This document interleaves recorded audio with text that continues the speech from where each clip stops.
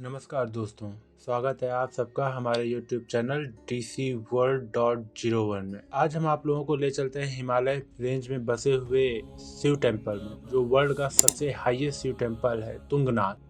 हरिद्वार से ऊखीमठ बस से जाते जाते हम लोगों को लगभग रात हो चुकी थी, शाम के 7 बज चुके थे। फिर हमने ऊखीमठ से लोकल टैक्सी हायर की चोपटा के लिए, लेकिन रास्ते में बर्फ गिरने की वजह से हमारी गाड़ी बहुत ज्यादा स्लिप हो रही थी, इसलिए हम लोगों ने आधे रास्ते में ही रुकने के बारे में सोचा। हम लोग लगभग चोपटा से 4 किलोमीटर नीचे ही एक कैंप में रुक गए। रात होने की वजह से हमें ये बात नहीं पता थी कि हम कहाँ पर रुके हैं और कैसा दृश्य होने वाला है, वहाँ पे कैसे व्यूज दिखने वाले हैं। लेकिन जब सुबह हम अपने कैंप से बाहर निकलते हैं तब हमें दिखाई देता है एक स्वर्ग, जहाँ पर एक सफेद बर्फ की चादर बिछी हुई थी और सामने थे हिमालय माउंटेन्स, जहाँ पर सुबह सूरज की सुनहरी किरणें पड़कर उन माउंटेन्स को सोने से ज्यादा अच्छे तरीके से चमका रही थी। उनको देखकर हमें ऐसा लगा कि हम सामने से एक सोने का पर्वत देख रहे हैं।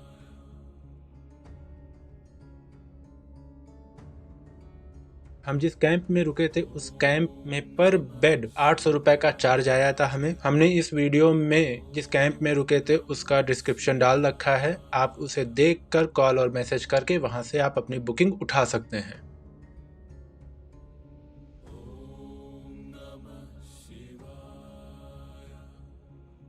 कैंप से निकलने के बाद हमने चोपटा के ऊपर का ट्रैक स्टार्ट किया। जैसा आप लोग देख पा रहे हैं, बहुत सारी बर्फ थी जिसमें चलने पे हमें एक अलग सी अनुभूति हो रही थी। हम अलग सा ही एडवेंचर फील कर रहे हैं, क्योंकि यहाँ की बर्फ बहुत ज्यादा स्लिप कर रही थी और गिरने का बहुत ज्यादा डर हो रहा था बार बार। आप सामने जो रोड देख रहे हैं, ये रोड ऊखीमठ से आया हुआ है। जब आप तुंगनाथ महादेव मंदिर के लिए ट्रैक स्टार्ट करते हैं तब आपको इस तरीके से एक दरवाजा दिखाई देता है। कहते हैं तुंगनाथ मंदिर का निर्माण महाभारत काल में हुआ था। यहाँ पे भोलेनाथ शिव शंकर के हृदय और भुजाओं की पूजा होती है।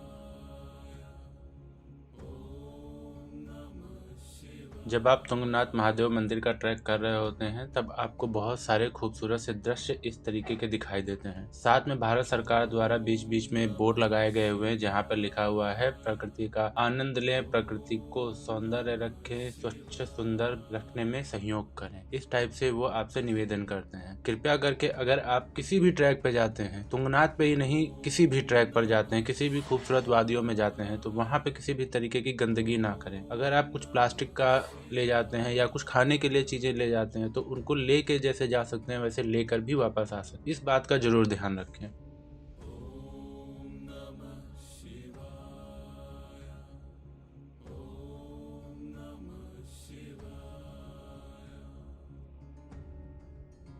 एक बात और मैं आप लोगों को बता दूं, तुंगनाथ महादेश्वर मंदिर की जो चढ़ाई है ट्रैकिंग की, वो एकदम स्टीफ है। तो अगर आप लोग तुंगनाथ का प्लान कर रहे हैं तो सबसे पहले आप अपने आप को कम से कम दिन में 4 किलोमीटर का वॉक जरूर करें, ताकि आपका वहाँ पे स्टेमिना बन सके। और अगर आप ठंडी के मौसम में तुंगनाथ जाते हैं तो वहाँ पे ऑक्सीजन लेवल काफ़ी थिक होती है, जिससे आपकी सांस जरूर फूलेगी। तो उस बात का भी ध्यान रखें। थोड़ा थोड़ा कर चलें, लेकिन लगातार चलते रहें।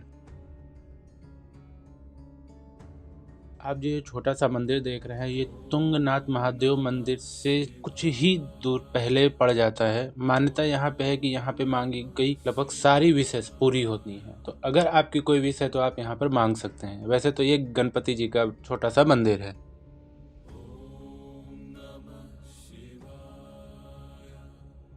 जैसा मैंने अभी आप लोगों को नीचे बोर्ड दिखाया था कि वहाँ पे लिखा हुआ था, प्रकृति है सौंदर्य बनाए रखें, इस तरीके से भारत सरकार की तरफ से लिखा गया है कई जगहों। फिर भी देखिए यहाँ पे कुछ श्रद्धालु ऐसे भी आते हैं, ट्रैकर्स ऐसे भी आते हैं जो इतना कचरा मचा के जाते हैं। तो आप लोगों से दरख्वास्त है, निवेदन है कि अगर आप लोग यहाँ पर आते हैं तो इस तरीके की गतिविधि करके इसे दूषित ना करें।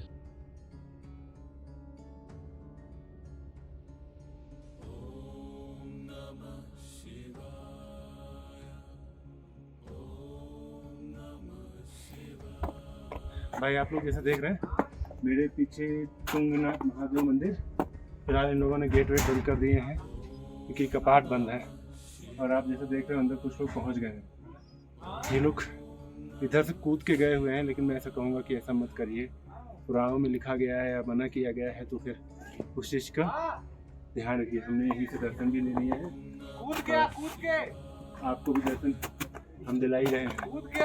तो अगर आप आते हैं तो आप यहाँ से अगर दर्शन मिलते हैं तो आप यहाँ से दर्शन ले लीजिए, और नहीं अगर दर्शन मिलने या तो फिर आप ऐसे टाइम पे आइए जबकि वाट खुले हो, तब अंदर से पूरा दर्शन जो है महाकाल के आप लोग ले सकते हैं।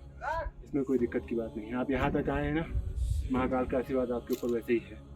और अगर आप यहाँ आए हैं चंद्रशिला पीक जरूर चले जाइएगा, क्योंकि अगर आप चंद्रशिला पीक नहीं जाते हैं तो आपकी यात्रा अधूरी होती है, आपको संपूर्ण फल नहीं मिलने वाला है इस यात्रा से। जय महाकाल।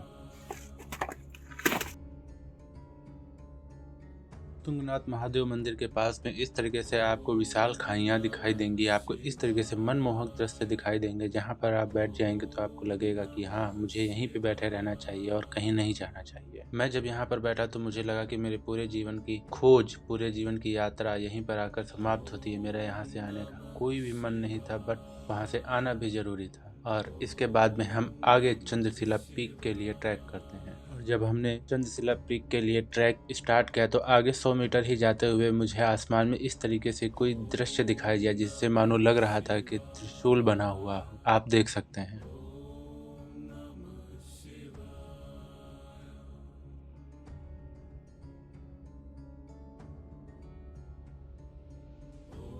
आप जो सामने एक पीक देख रहे हैं ये है चंद्रशिला पीक। इसकी चढ़ाई पूरी ट्रैकिंग में सबसे ज्यादा टफ थी। ये लगभग 60 से 75 डिग्री एंगल पे इसका सीधा चढ़ाई करना था हमें, और ये तुंगनाथ महादेव मंदिर से लगभग 2 किलोमीटर की दूरी पर है।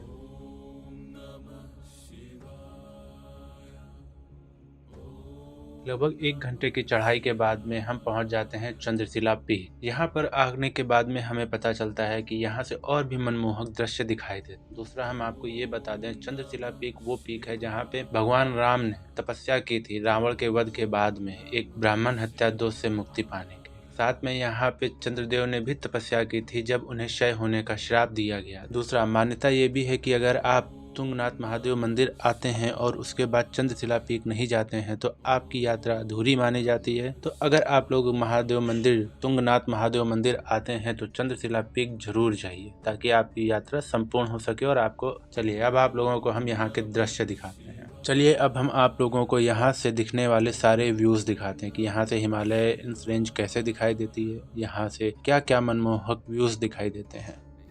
सामने हाइट वाली जो ये वाली? हाँ ये वाली? ये है केदारनाथ। ओके। ये 13 मतलब यहाँ से 2.5-3 किलोमीटर नीचे है अच्छा केदारनाथ। अच्छा, नीचे है। फिर ये आपका ये चौखंबा वाली ये सारी ये वाली? चौखंबा तो सभी जगह से दिखता है हाँ हाँ हाँ हाँ हाँ। और इधर आप तुंगनाथ वगैरह तो वही आए। तुंगनाथ हम लोग हो आए। हाँ। तो ये इधर रावण शिला हो गई। ये जो दिख रही है ये वाली? ये रावण शिला है। ये वाली भाई लोग रावण शिला। और वो आपका तुंगनाथ हो गया। किधर? वो जो गुम्बद दिख रहा है ऊपर। अच्छा वो वाला। वो रिसर्च सेंटर देखा होगा, हाँ। बहुत बड़ा बना हुआ है। हाँ हाँ था कुछ। वही है ये। अच्छा अच्छा अच्छा। बाकी ये जो पहाड़ी दिख रही है ना जिसमें पेड़ है, हाँ हाँ। इस पहाड़ी में ही नीचे है देवरा ताल। अच्छा वो ताल वही है जो पांडवों के टाइम का। अच्छा अच्छा अच्छा अच्छा। उन्होंने बनाया। हाँ, पांडव जब बेहोश हो गए थे ना। हाँ हाँ हाँ हाँ हाँ, पानी की कमी से। नहीं मिल रहा था, हाँ हाँ हाँ। तो वो बेहोश हो गए थे। फिर यक्ष आते हैं